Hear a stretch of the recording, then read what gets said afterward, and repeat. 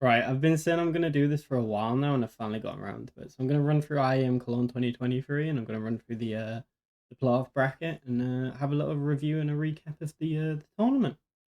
So I think we're gonna start with the quarterfinal matchup between Vitality and Cloud9.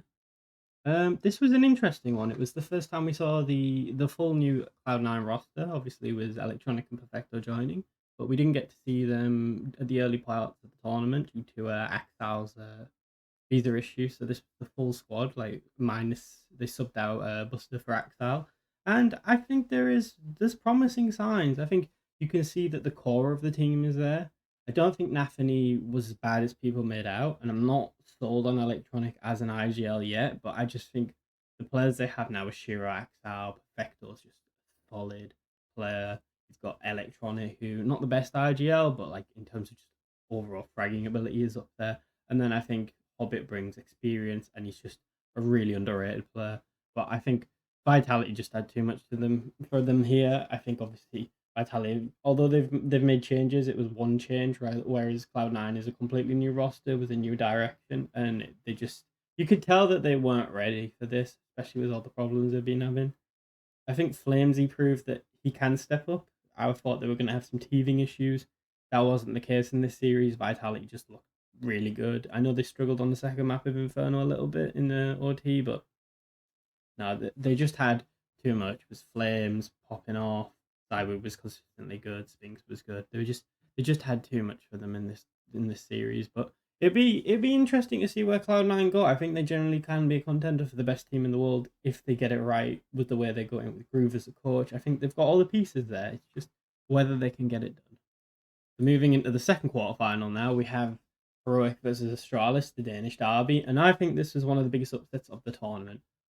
I had high hopes for Astralis coming into this. I thought they looked really good in the previous stage, but Heroic are just up there as like you consider them one of the most consistent teams because they're consistent and they have the highest floor of any of the top teams right now. I know they tend to start to choke and capitulate when it comes to the pressure cooker of like a knockout game, single elim, double elim. It doesn't matter. They just anytime they get anywhere near a stage or winning a trophy, they seem to just collapse. Very it's very reminiscent, ironically, of the old Dignitas TSM core of like Device, Zipmix, and Debris. Um, but yeah, they just did not turn up for this game. Like Astralis played lights out, but Heroic just did not turn up. Adian turned up in the first map and the second map, but even he petered out towards the end. I think Stowen turned up for like the first half of Inferno, the second map, and that was it. Buzz on Inferno was unplayable. Like he had the game of his career so far. He was unbelievable.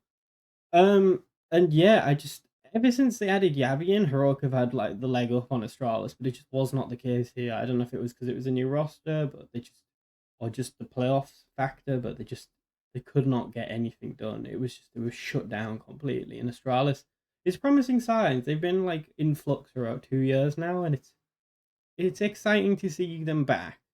I still think we need a Danish shuffles in like similar to how we've had French shuffles and we just atom smash the two cores of Astralis and Heroic together. It's not gonna happen, but I like playing with the idea because the genesis of like a world beating team is there. You just need to smash them together and get like the best of both worlds and get like number one contending team and like a solid like 10, possibly top five team.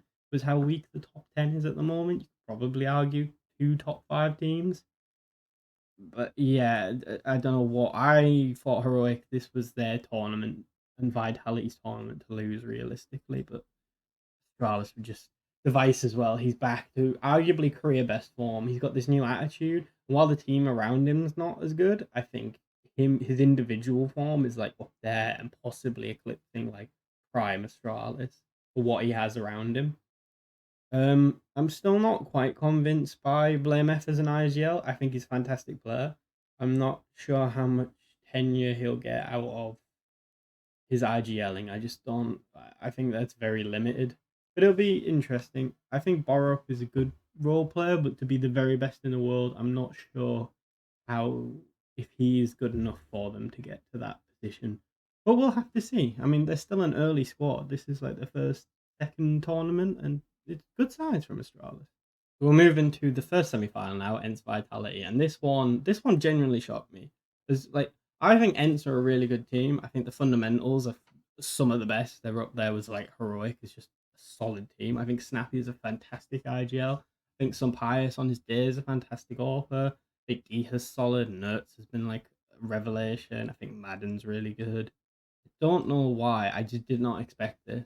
I think Ents are very much they're greater than the sum of their parts. They don't have any standout players, but they have solid players. Where you look at them on paper, you think they're decent, but they don't have that X factor. They don't have a Zywu. They don't have a Sphinx. But it did not matter in the series. It was a close series, but Vitality just, I don't know. I think this is where the teething issues came in a little bit, and possibly the communication broke down with Flamesy. It's a new squad, new team, and I just think it got to them in the end because obviously Vitality had all the communication issues for the longest of times, like possibly greater than a year almost, and then it seemed like they got it all together. Bringing in a new player, switching roles, has that had an impact? Possibly. Apex wasn't the greatest. Magis dropped off in this series as well. Them two. Normally Magisk is like he's a solid consistent, and he just wasn't that. And Apex had one of them games where he's either feast or famine, and this is very much a famine game. Zyru started to drop off a little bit. He wasn't like the X tier performance level that you expect out of him. He was just good. He wasn't great, and I think Ents just had the better of him on the day, and I think that's just what it came down to. And I think they were good money for the win. Moving into the second semi-final now, we had G2 Astralis, a rematch. And I think Astralis, they finally, it was interesting to see how far they could snowball it, but I think they very much hit that ceiling of where they could go this early on. I think they hit a G2 team who were in their floor, and they had too much of them. Honesty was amazing. JKS was clutch.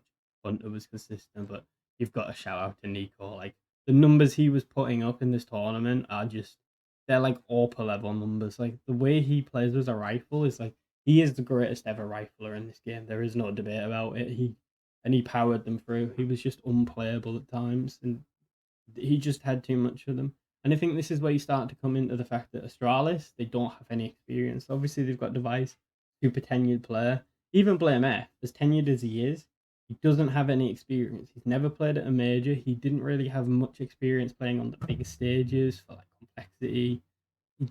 He doesn't have the experience. And then obviously the other three, they just have no experience at all. And I think it really came to the front here where I think it was just too much for them and too soon for them. But they played it quite close. I don't think it was a complete blowout. I just don't think they could have. They didn't have the firepower to match up to them. I think the nerves got to them a little bit. But G2 had one of them tournaments where they all decided to peak. And even Huxley wasn't. Well, he was. Huxley was still dead weight, but he made some good calls in this series. So yeah, 2-0, but a close 2-0. And then moving on to the final, it was a best of 5 final. I have mixed feelings about best of 5 finals. I think in practice, in theory, they're good. In practice, right now, I don't think they're the best. I think the map pool at the moment is not great. Personally, I think Anubis is too new of a map to really get any high tier teams playing it. It's more of a joker pick or a gamble pick. I think Vertigo is very much overstayed its welcome, and same with Ancient. They're just two very bang average maps. I think Mirage is slightly overplayed. Just gotten a bit stale. It's a good puggy map. Good when you have teams that just go for it, but it's not the best map. I personally bring back Train or Cobble or add a new map like Tuscan in, but that's by the by. But moving into the actual series itself, I think Ents they just came up against a Goliath, and they just did not have the firepower to compete with G2. Nico was just unplayable. He just him and Monacy were just unbelievable. You had JKS who just seems to step up every time he gets onto a stage. Even Huxley wasn't even that bad in this series. He weren't great, but he weren't that bad. Hunter's just a consistent top tier player. And I think G2 would deserve winners on the day. I think Ents are a decent team. I just don't think they can ever be the top one because they just don't have the star players to do it. On Huxley, I think he's a very good IGL in terms of calling. Don't understand the hate in terms of that wing. I just don't think he has the firepower that justifies him being in the top team. it's just not sustainable. Like we've seen a Katowice and we've seen a Cologne. G2 can win it, but they need the other four players to be on their game, and it's just not sustainable. You can get it at one or two tournaments a year, but it's not going to be a consistent top team. And you can't drag deadweight that far, that consistently. It's just not possible. You can't have Nico dropping like career best numbers and Monacy with the same. It's just not going to happen. One of them's going to drop off. And I think if they want to be a consistent top 10 team, they need to get rid of him. As simple as that. I think he's a good caller. I just think his output is just not good enough. You can't justify having someone like that around, even as good as his calling is. It's just not sustainable. Just a quick recap on the tournament itself. I think it's sad. It's the last big tournament pretty much of CSGO, depending on when Valve decide to drop CS2. I think it was very much like a look into the future. A lot of teams have like young rosters going forward. I think there'll be more roster moves now going into CS2. There'll be a bit of a stagnation and also flux where nobody really knows what the new game's going to be like, who's going to come out on top. It's I think the scene overall is in a very weird place right now. There's no standout teams. I think even the strong teams are very weak. Heroic, good team, but they're missing something. They have to make a roster move now. I thought moving Cadian, keeping Cadian as an IGL, moving him to Rifle and getting Device was the play. That's obviously gone out the window. Vitality are a good team, but sometimes just Apex is not the best IGL. I think his charisma is there. I just don't know if the calling is there all the time. G2 have just got Huxley, but that's it.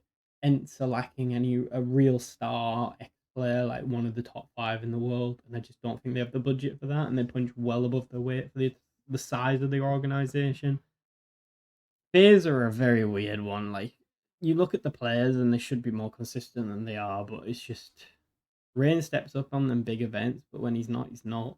Roki's dropped off a little bit. Twister's dropped off a little bit, and I just don't think they're quite there. Astralis is a young new team. I just don't think they have the firepower or the experience to be up there right now.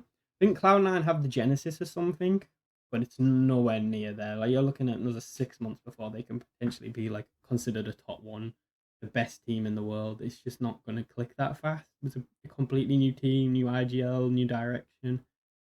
Navi is even more like further back. They're looking at they are so far behind right now. I think they could be good, but I just think they need one more roster move.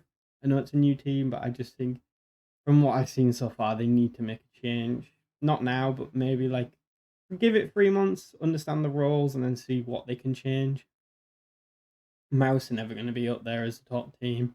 NIP have one or two decent players, but they're just missing a top class AWP and possibly an IGL. I think Hampus is an amazing player. I'm not quite sure he's quite that good as an IGL. Rez is just inconsistent. Config is even more inconsistent. Roland has not really hit the heights he did at Fnatic. Liquid's a weird one. Naf is one of the best players in the world, but he's just consistent. Horsey has done better, but I just don't see him being a top 5 AWPer, and I just don't see. They need to get a better AWPer. I'd personally go for Dexter. I know he's had his attitude problems in the past, but they've gone European now. I would just go for it and just go all out for it. Yukindar is the big red flag in this team. As an IGL, it's just not going to work out. I think you take so much away from him. He's such an aggressive rifler, and he provides so much in terms of that. And you take his strength away, and you make him IGL when he's not the greatest IGL in the first place. I just don't understand that move. Rainwaker's just been all right, nothing standout, and Patsy's been good, but nothing special. And then you look at the other teams, and there's not really anybody else. The only one I can really say is Furia, possibly, but I just don't see them as falling. Like, I think they're missing another like standout player, like Keserato and Yuri. They are good enough. Fallen as an IGL, possibly, but I just don't see him as a top tier AWPer. Same with Art. They need another roster move to really be in the conversation, or even a top 5 at this point. The scene is very much in flux, but hopefully with CS2, there'll be more stability, and a few more good teams will rise up, and we'll get more consistent, solid top 3, top 4, top 5 teams. But right now, I think it's a very weird time, but it's exciting. It can only get better, and obviously, with the major coming up in March in Copenhagen, I think that'll be interesting. I think the quality might be slightly lower, but that could mean lead to some more dramatic moments. So yeah, that was my quick thought from a pleb on IEM Cologne 2023, the last CSGO Cologne.